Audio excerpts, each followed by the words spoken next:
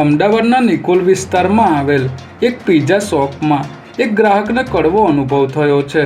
મળતી માહિતી મુજબ શહેરના મેઘાણીનગર વિસ્તારમાં રહેતા એક વ્યક્તિ અન્ય લોકો સાથે પિઝા ખાવા માટે નિકોલ વિસ્તારમાં આવેલ પાપા લુઈસ નામની પિઝા શોપમાં ગયા હતા અને પિઝા ઓર્ડર કર્યો હતો. ત્યારે તે ખાતા સમયે તેમના મોઢામાં કંઈક મજબૂત વસ્તુ વાગી હોય તેવું લાગ્યું હતું, જેથી તેઓએ જ્યારે મોઢામાંથી બહાર કાઢીને જોયું તો પિઝાના કોનમાં ખીલ્લી હોવાનું સામે આવ્યું હતું.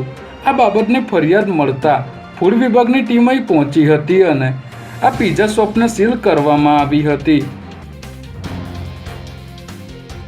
ગાંધીનગરમાં છેલ્લા 13 દિવસથી આરોગ્ય કર્મચારીઓની હડતાલ ચાલી રહી છે. ત્યારે શુક્રવારે મોડી રાત્રે એક વાત વહેતી થઈ હતી કે આરોગ્ય કર્મચારીઓએ પોતાની હડતાલ સમેટી લીધી છે અને ખેડા સહિત કેટલાક જિલ્લામાં કર્મચારીઓ કામ પર પરત ફર્યા હોવાનો દાવો કરવામાં આવ્યો હતો, જેના કારણે અસમંજસની સ્થિતિ પેદા થઈ હતી. પરંતુ આરોગ્ય મહાસંઘના પ્રમુખ રણજીતસિંહ મોરીએ હડતાલ યથાવત હોવાનું જણાવ્યું હતું.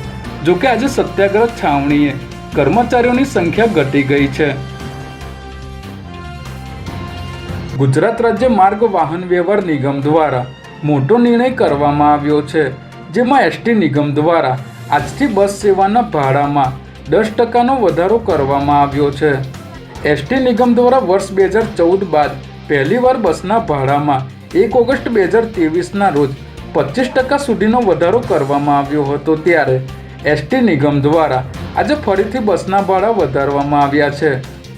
ગુજરાતમાં હાલ મોટી સંખ્યામાં લોકો બસમાં મુસાફરી કરી રહ્યા છે. ત્યારે એસટી નિગમના આ નિર્ણયથી રાજ્યના 27 લાખ મુસાફરોને સીધી અસર થશે.